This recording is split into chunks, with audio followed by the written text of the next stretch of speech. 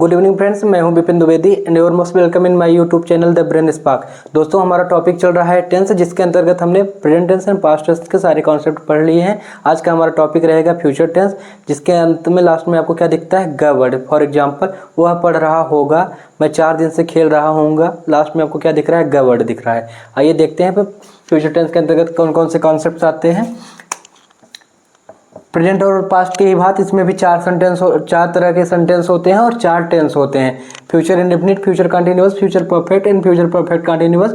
और सेंटेंस जो होते हैं हमारा सिंपल या positive, negative, interrogative and intro plus negative. Same वही कॉन्सेप्ट रहता है, बस हेल्पिंग वर्ब आपकी चेंज हो जाती है। सबसे पहले हम क्या पढ़ेंगे, फ्यूचर इंडेफिनिट टेंस, जिसके अंतर्गत 2 टेंस आते हैं, simple future tense and future indefinite. पहला हम क्या पढ़ रहे हैं, फ्यूचर इंडेफिनिट, जिसका पहला टाइप आपका है सिंपल फ्यूचर टेंस। सिंपल सा है, जो फ्यूचर में किसी की क्वालिटी या किसी की पहचान को बताता है, किसी की इच्छा को बताता है। फॉर एग्जाम्पल, मैं टीचर होऊंगा, I shall be a teacher. Simple सा है, यह भविष्य में किसी की क्वालिटी या पहचान को बताता है। इसकी जो हमारी हेल्पिंग वर्ब होती है वह होती है shall be and will be. हम सिंपल फ्यूचर टेंस की बात कर रहे हैं, जो कि फ्यूचर इंडेफिनिट टेंस का पहला टाइप है। सबसे पहले हम हेल्पिंग वर्ब पर जाते हैं, तो हेल्पिंग वर्ब इसकी होती है will be and shall B. अब कॉन्सेप्ट है कि विल का यूज किसके साथ होता है, शैल का किसके साथ होता है। सिंपल सा है, आपको 2 वर्ड याद रखना है, आई एंड वी। आई मतलब मैं, वी मतलब हम। आई और बी के साथ शैल का यूज होता है या शैल बी का यूज होता है, और रिमेनिंग जितने भी वर्ड हैं सबके साथ विल बी का यूज होगा या विल का यूज होगा। ये मैं अदर टेंस का भी बता रहा आपको। सिंपल सा 2 वर्ड आपको याद रखना है, आई और बी, इनके साथ शैल का यूज होता है। अब देखते हैं सेंटेंस कैसे बनता है सिंपल फ्यूचर टेंस का। फॉर एग्जाम्पल, आई के साथ आएगा शैल बी अ टीचर। भविष्य की बात कर रहा है, हमारी इच्छा की बात कर रहा है, भविष्य में मैं क्या होऊंगा, टीचर होऊंगा। यहाँ पे ध्यान से देखिएगा, सबसे पहले आपका सब्जेक्ट है, उसके बाद हेल्पिंग वर्ब आई, क्या है हमारी, सिंपल सा है, उसके बाद शैल भी है, उसके बाद हमारा आया क्या, ऑब्जेक्ट। ध्यान दीजिएगा, सिंपल फ्यूचर टेंस में कोई वर्क नहीं आता, इसमें पहचान या क्वालिटी ही आती है। इसका जब निगेटिव देखेंगे, निगेटिव में नॉट आता है, नॉट का यूज आपको सिंपल सा है बी के पहले कर देना है। जब आपको 2 हेल्पिंग वर्ब दिखे, मतलब पेयर में रहे, तो उसके बीच में आप नॉट लगा दीजिए। तो इसका निगेटिव क्या बनेगा, I shall not be a teacher. कुछ नहीं है, कोई कठिन नहीं है, बस आपको कॉन्सेप्ट ध्यान रखना है। इंट्रोगेटिव क्या बनेगा, आपका जो हेल्पिंग वर्ब रहता है उसका पेयर में रहता है, तो उसका स्टार्टिंग वाला भाग कहाँ आ जाता है, स्टार्ट में। तो ये आपका आ जाएगा शैल आई, उसके जस्ट बाद सब्जेक्ट आता है, उसके बाद आपका बी अ टीचर, लास्ट में आपका क्या रहेगा, इंट्रोगेशन मार्क। लास्ट क्या बनेगा आपका, हेल्पिंग वर्ब स्टार्टिंग में आई, उसके बाद सब्जेक्ट आया, फिर सब्जेक्ट के जस्ट बाद आपका क्या आ जाता है, नॉट का आता है, नॉट बी अ टीचर, मतलब नॉट का यूज बी के जस्ट पहले किया जाएगा। इतना ऐसा ही है, आपका चारों सेंटेंस बन गया। ये आपका सिंपल, निगेटिव, फिर आपका इंट्रोगेटिव, फिर इंट्रो प्लस निगेटिव। आप पिछली क्लासेस देखे होंगे तो इसको आसानी से समझ पा रहे होंगे। कोई स्ट्रक्चर हटाने पे फोकस नहीं है, बस एग्जाम्पल के थ्रू आपको रिलेट करना है। आप हेल्पिंग वर्ब ध्यान रखिए, आपसे बन जाएगा। तो आपका इस तरह सिंपल फ्यूचर टेंस खत्म हुआ। अगला कॉन्सेप्ट हमारा क्या है, future indefinite tense. Future indefinite tense में हम भविष्य के कार्यों को रखते हैं, जैसे वह पढ़ता होगा। यहाँ पे ता आ रहा है लास्ट में और भविष्य की बात हो रही है, तो इसमें क्या आता है आपका, ता आता है, लास्ट में होगा, वह पढ़ता होगा, मैं खेलता होऊंगा इत्यादि। ता होगा, ती होगी, ते होंगे, मतलब इंडेफिनिट का आपको पता है ता ती ते आता है, और फ्यूचर की बात हो रही है इसलिए लास्ट में आपको ग वर्ड देखने को मिलेगा। हम जाते हैं हेल्पिंग वर्ब पे, तो हेल्पिंग वर्ब मैंने अभी आपको बताया था शैल और विल होता है। सिंपल फ्यूचर टेंस में शैल भी विल भी होती थी, यहाँ पे फ्यूचर इंडेफिनिट में शैल और विल होगा। विल शैल का यूज आपका आई और बी के साथ चला जाएगा, और रिमेनिंग जो भी है उसके साथ शैल का यूज होगा। एग्जाम्पल के थ्रू देखते हैं, कुछ नहीं है, बहुत ही आसान है। जैसे यू विल नॉट, नॉट हटा दीजिए, अभी सिंपल बनाते हैं, यू विल प्ले, तुम खेलोगे। ता होगा भी आ सकता है आपका, लास्ट में गा गी गे आपको दिखेगा, गा गी गे, 3 वर्ड है गा गी गे। यू विल प्ले, तुम खेलोगे, फ्यूचर की बात हो रही है। इसका निगेटिव क्या बनेगा, यू विल आएगा आपका हेल्पिंग वर्ब, उसके जस्ट बाद नॉट आएगा, you will not play. Interrogative क्या बनेगा, विल स्टार्ट में आ जाएगा, विल यू प्ले, लास्ट में आपका इंट्रोगेशन मार्क। और आपका इंट्रो और नेगेटिव क्या बनेगा, will you not play. Simple सा है, कुछ भी नहीं है, ना स्ट्रक्चर पे फोकस करना है ना कुछ भी। ये आपका क्या बना, सिंपल। फिर दूसरा आपका क्या बना, निगेटिव। तीसरा बना आपका इंट्रोगेटिव। और फोर्थ आपका बना इंट्रो प्लस निगेटिव। सब्जेक्ट, फिर हेल्पिंग वर्ब, फिर उसके बाद main verb. Subject, helping verb, not plus main verb. Subject नहीं है यहाँ पे, इंट्रोगेटिव की बात है, इसलिए आपकी हेल्पिंग वर्ब स्टार्टिंग में आ गई। Helping verb plus subject plus आपका मेन वर्ब, लास्ट में interrogation mark. Helping verb subject, just बाद उसके नॉट आएगा। हमेशा इंट्रो और नेगेटिव में सबसे पहले आपका हेल्पिंग वर्ब आता है, उसके बाद सब्जेक्ट, सब्जेक्ट के बाद नॉट आता है, इतना ध्यान दीजिएगा। आपका फ्यूचर इंडेफिनिट खत्म, कुछ भी लेंदी नहीं है, बस आसान भाषा में आप इसको समझ सकते हैं। आगे हम बढ़ेंगे, इसका क्या बनेगा, तुम खेलोगे, तुम नहीं खेलोगे, क्या तुम खेलोगे, क्या तुम नहीं खेलोगे। सिंपल सा है, कुछ भी इसमें कठिन नहीं है। अगला हमारा कॉन्सेप्ट है इसका दूसरा टेंस, फ्यूचर कंटिन्यूअस टेंस। जैसे हम प्रेजेंट और पास्ट में पढ़े थे कि कंटिन्यूअस में लास्ट में क्या आता है, रहा आता है। और हमेशा मेन वर्ब में क्या जुड़ता है, आईएनजी। जब भी आपको कंटिन्यूअस दिखेगा उसमें आप लास्ट में क्या जोड़ देंगे, मेन वर्ब में आईएनजी जोड़ देंगे। यहाँ पे इसकी पहचान पे जाएंगे तो पहचान आपका क्या आता है, फ्यूचर कंटिन्यूअस टेंस। पहचान पे जाएंगे तो आपको लास्ट में क्या दिखेगा, रहा वर्ड तो दिखेगा, क्योंकि आपका कंटिन्यूअस से रहा होगा, रही होगी एंड रहे होंगे। हेल्पिंग वर्ब क्या आ जाएगी आपकी, इसमें आ जाएगा आपका will be and shall be. Simple सा है, helping verb will be, shall be. I और बी के साथ आपका शैल आएगा और रिमेनिंग जितने भी है उसके साथ विल आएगा। अब एग्जांपल के थ्रू इसको डिकोड करते हैं हम। यहाँ पे ध्यान से देखिएगा, जैसे वी के साथ शैल आएगा, वी शैल बी। हेल्पिंग, मैंने आपको बताया सब्जेक्ट, सब्जेक्ट बाद हेल्पिंग वर्ब, फिर आता है मेन वर्ब। मेन वर्ब हम यहाँ पे प्ले ले लेते हैं, और चूँकि कंटिन्यूअस है तो क्या लग जाएगा, आईएनजी। इसका मतलब क्या हुआ, मैं खेल रहा होऊंगा, मैं खेल रहा हूँगा, मतलब फ्यूचर की बात कर रहे हैं, फ्यूचर में वर्क की बात कर रहे हैं, रहा आ रहा है, इसलिए फ्यूचर कंटिन्यूअस में आएगा। इसका नेगेटिव क्या बनेगा आपका, वी शैल। मैंने आपको बताया था जब भी पेयर में रहे तो उसमें नॉट का यूज बीच में होता है, यहाँ पे बी के पहले, शैल और बी के बीच में नॉट का, तो we shall not be play, और लास्ट में आपका यह आईएनजी। इसका इंट्रोगेटिव क्या बनेगा, पेयर से उठ के स्टार्ट में आ जाएगा हेल्पिंग वर्ब, शैल के जस्ट बाद आपका आएगा सब्जेक्ट, सब्जेक्ट के बाद आपका आएगा नॉट, नॉट के बाद be, shall be not be playing, last में आपका interrogation mark. Intro plus negative क्या बनेगा, शैल आया।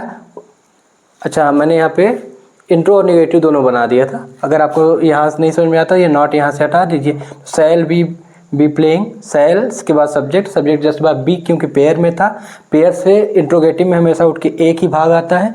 और इसका जो इंट्रो नेगेटिव बनेगा, shall we not be playing. एकदम इजी है, आप प्रेजेंट अच्छे से पढ़ लीजिए तो आपको पास्ट और फ्यूचर पढ़ने में कोई दिक्कत नहीं आएगी। सिर्फ आपका हेल्पिंग वर्ब का पूरा खेला रहेगा, हेल्पिंग वर्ब बदलती जाएगी, पहचानने पे आपको जाना है और सबका आप यूज कर पाएंगे।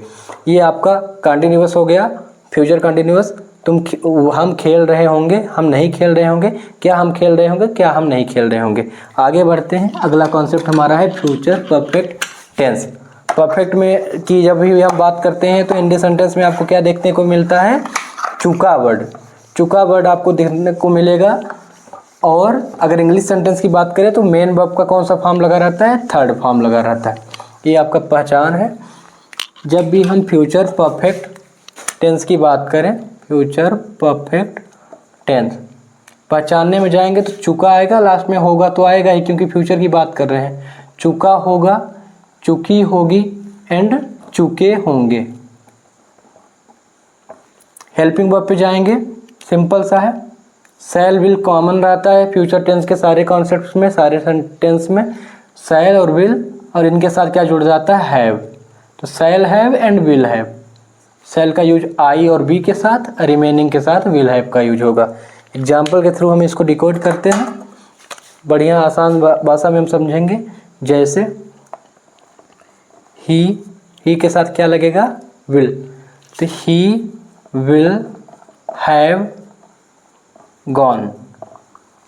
मैं आपको समझाता हूँ, वह जा चुका होगा, सब्जेक्ट आया, फिर आपका क्या आया, हेल्पिंग वर्ब, उसके बाद मेन वर्ब का थर्ड फॉर्म लगा है। तो यहाँ से आपको समझ में आएगा फ्यूचर परफेक्ट टेंस में हमेशा कौन सा फॉर्म लगता है, मेन वर्ब का थर्ड फॉर्म। किसी भी परफेक्ट टेंस में हमेशा मेन वर्ब का थर्ड फॉर्म लगता है। यू विल हैव गॉन, दूसरा इसका नेगेटिव क्या बनेगा, यू विल, मैंने आपको बताया था पेयर में रहे तो बीच में नॉट रख दीजिए, you will not have gone, ठीक है। और थर्ड आपका क्या बनेगा, will he have gone, last में आपका इंट्रोगेशन मार्क, और इंट्रो प्लस नेगेटिव क्या बनेगा, will he not have gone. Simple सा है, कुछ भी लेंदी नहीं है। वह जा चुका होगा, वह नहीं जा चुका होगा, क्या वह जा चुका होगा, क्या वह नहीं जा चुका होगा। अगर स्ट्रक्चर आपको डिकोड करना तो कुछ नहीं है, यहाँ पे आप लास्ट वाला ही देख लीजिए, यही सबसे टफ है। आपका पेयर में से जो हेल्पिंग वर्ब थी स्टार्टिंग में आई, उसके जस्ट बाद आपका सब्जेक्ट आया, उसके बाद नॉट आया, उसके बाद जो उस हेल्पिंग वर्ब का लास्ट पेयर था वह आया हैव, उसके बाद मेन वर्ब का कौन सा आया, थर्ड फॉर्म। अगर ऑब्जेक्ट होता तो ऑब्जेक्ट आ जाता है, फिर अदर वर्ड्स, वही सारे कॉन्सेप्ट रहते हैं।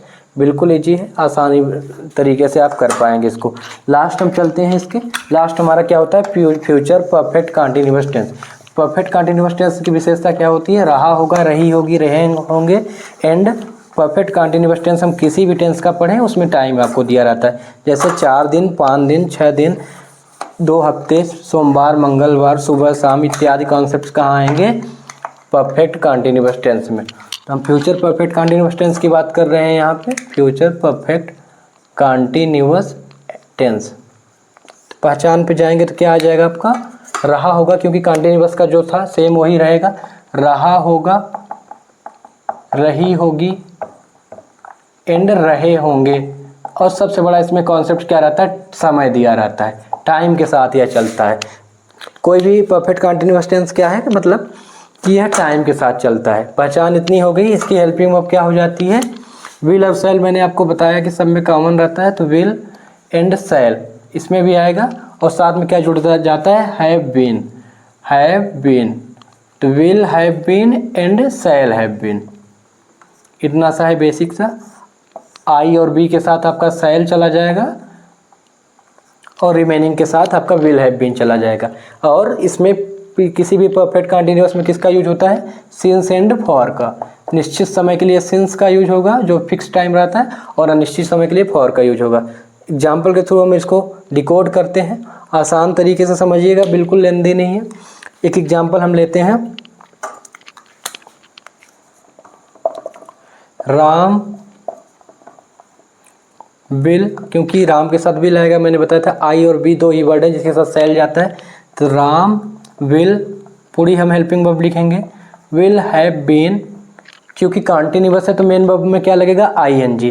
तो हेल्पिंग वर्ब के जस्ट बाद क्या आता है, मेन वर्ब। मेन वर्ब क्या है, प्ले, खेलना, इसमें लग गया ING. Ram will have been playing since morning. मैंने बताया था कि जब डे के पार्ट ऑफ डे की बात होती है तो उसमें सिंस का यूज होता है। इसका मतलब क्या हुआ, राम सुबह से खेल रहा होगा, खेल रहा होगा, और टाइम दिया इसलिए यह फ्यूचर परफेक्ट कंटीन्यूअस टेंस के अंतर्गत आएगा। इसमें आप ध्यान से देखेंगे तो क्या स्ट्रक्चर आपका बना, सबसे पहले आपका आया सब्जेक्ट, उसके बाद आपकी हेल्पिंग वर्ब आई, उसके बाद मेन वर्ब आया जिसमें आईएनजी का यूज हुआ, फिर आपका आया सिंस और फॉर, सिंस आया, फिर टाइम आपका आ गया। ऑब्जेक्ट दिया होता है, अदर वर्ड्स तो आगे जुड़ जाते। स्ट्रक्चर पे नहीं जाइए, सिर्फ आप समझने पे जाइए। अब इसका जब हम निगेटिव बनाएंगे तो कुछ नहीं होगा, बस राम, याद रखिएगा, विल। मैंने आपको बताया था जब दो पेयर में रहे तो बीच में नॉट लगा दीजिए, यहाँ पे 3 है तो ये विल, मैंने बताया था शैल और विल कॉमन होते हैं, तो शैल और यहाँ पे विल है, ये हैव बीन, इसको पेयर आप मान लीजिए, विल को अलग कर दीजिए, हैव बीन को अलग, तो नॉट का यूज कहाँ होगा, इनके बीच में। तो विल के जस्ट बाद क्या आ जाएगा, नॉट, उसके बाद हैव बीन, और आगे आपका सेम रहेगा। इंट्रोगेटिव में जाएंगे तो विल स्टार्ट में आ जाएगा आपका। मैंने बताया था कि पहला पेयर उठ के कहाँ जाता है, शुरू में। Will Ram have been playing since morning, last में इंट्रोगेशन मार्क। इंट्रोनेगेटिव में क्या आ जाएगा, विल आएगा आपका स्टार्टिंग में, विल के बाद आपका क्या आएगा, नॉट राम आएगा, सब्जेक्ट आती है हमेशा, और जस्ट उसके बाद क्या आएगा आपका, will Ram not have been हमेशा साथ में रहेगा। पेयर में मैंने पहले ही तोड़ दिया है, इसलिए जो ये दोनों पेयर कहाँ रहेंगे, साथ में रहेंगे। तो have been playing since morning, last में इंट्रोगेशन मार्क। कोई भी लेंदी नहीं है, ना स्ट्रक्चर याद रखने की आवश्यकता है, सिर्फ बेसिक टर्म को आपको फॉलो करना है। इसका अर्थ क्या हो गया, राम सुबह से खेल रहा होगा, राम सुबह से नहीं खेल रहा होगा, क्या राम सुबह से खेल रहा होगा, क्या राम सुबह से नहीं खेल रहा होगा। बिल्कुल लेंदी नहीं है, बस बेसिक कॉन्सेप्ट्स को आपको फॉलो करना है। सिंपल में स्ट्रक्चर सेम रहता है, सब्जेक्ट फिर हेल्पिंग वर्ब फिर आपका मेन वर्ब फिर उसके बाद ऑब्जेक्ट। नेगेटिव में नॉट आ जाता है, इंट्रोगेटिव में जो आपका हेल्पिंग वर्ब होती है स्टार्टिंग में आ जाती है, और इंट्रोगेटिव में हेल्पिंग वर्ब स्टार्टिंग में आई, उसके जस्ट बाद इंट्रो नेगेटिव में हेल्पिंग वर्ब स्टार्टिंग में आई, उसके जस्ट बाद सब्जेक्ट आया, सब्जेक्ट के बाद नॉट आता है, उसके बाद जो रिमेनिंग है सब वही सेम प्रोसेस रहती है। इस तरह हमने टेंस के सारे कॉन्सेप्ट्स पढ़ लिए। तो WH वाले वर्ड में WH वर्ड स्टार्ट में ला दीजिए, उसके जस्ट बाद आप हेल्पिंग वर्ब का यूज करिए, उसके बाद सब्जेक्ट, उसके बाद सेम प्रोसेस है आपकी। इस तरह उम्मीद करता हूँ दोस्तों आपको टेंस के बेसिक सारे कॉन्सेप्ट समझ में आ गए होंगे। Thank you.